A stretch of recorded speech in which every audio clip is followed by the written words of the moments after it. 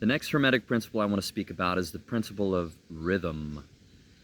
Now, the principle of rhythm states that everything flows in and out, everything has its tides, all things rise and fall, and it's measured by a pendulum swing. Now, the measure of the pendulum swing to the right corresponds to the measure of the swing to the left. So in essence, rhythm compensates. The principle of rhythm corresponds directly to polarity, because you have the spectrum and you have two poles on the spectrum. Now, very rarely does rhythm flow to the extreme ends of any spectrum, but it can. Once you're aware of the principle of rhythm, there is an opportunity to rise above it. And once again, Hermetic principle number one is mental, right? Mental universe.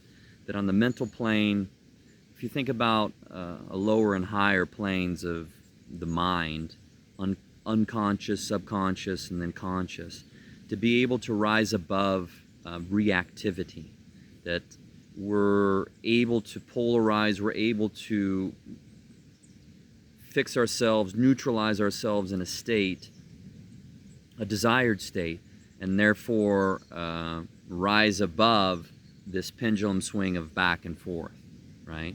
So moods, feelings, thoughts, these kind of things that we can harness our energy to be able to stay in a more desired state and not be affected by the bigger swings of life. For me, the goal is always to find the balance point in my extremes, so I'm not too far in one or the other. So finding this middle and this balance point. What does balance mean? How are we balancing everything in our lives?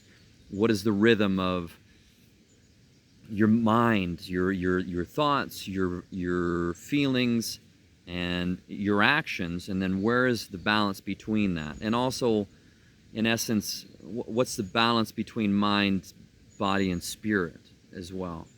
So all of this, like, rhythm really shows us our movements along this spectrum of polarity, and then how we're vibrating on that, and what it all connects to, this correspondence, as within, so without, right? This reminder, and then how we can always go back to our mind to be able to move to where we want to be within this spectrum and all the different polarities within our life, right?